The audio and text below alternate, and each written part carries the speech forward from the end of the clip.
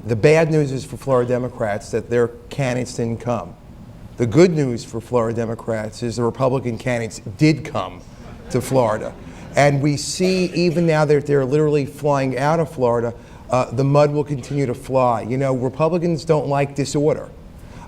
Democrats sometimes seem to thrive on it and enjoy it quite a bit, but that's okay because we're like the excessively verbal family, which makes us very similar to much of America.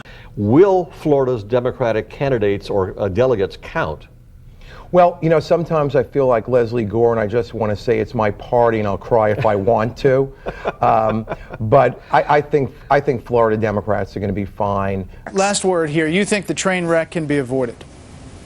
I think it will be avoided. I think, you know, with all this talk about superdelegates, I do not think it will come down to that. I think it'll be decided that, you know, when I grew up, I watched Superman and wanted to be Superman when I was an adult. Now I'm superdelegate, but like all the other superdelegates, I have no cape, I have no special powers. Some of this has been a bit of a media creation. It makes more interesting TV, but I think this will be settled well before the convention. Now that I'm a superdelegate that's been discredited, I not only don't have a seat at the table, I may not be able to get into the building.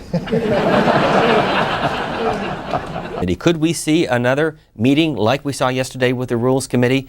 And how many committees are there in the DNC? Well, it seems like there's a million. And we're kind of like sometimes the Democratic Party seems to be like the typical dysfunctional family. You know, we fight like hell, and then at the end of the day, we all sit down at the same dinner table and we come together, and then sometimes feel bad that we aired everything we did, unlike Republicans who basically keep it behind closed doors and you never hear what anybody's thinking. We like to kind of put it all out on the table and then kind of maybe regret it later, but it could happen that it goes to credentials, which I think is, you know, at least a month before the convention, their first meeting.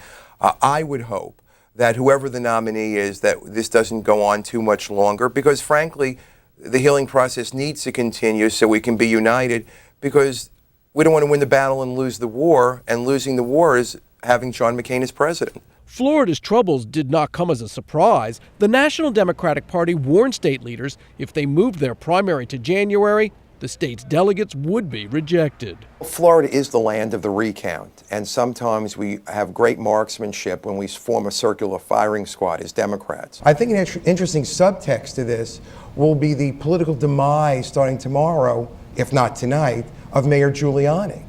And specifically because, as been pointed out by Mike, you go into Broward, Palm Beach, even parts of Dade, those should have been his areas. He called, you know, Florida his firewall and ended up his brick wall. And what's occurred is he may have forgotten that most of the transplants from New York are still Democrats. And therefore they could not vote for him, and he may have lost that in the equation.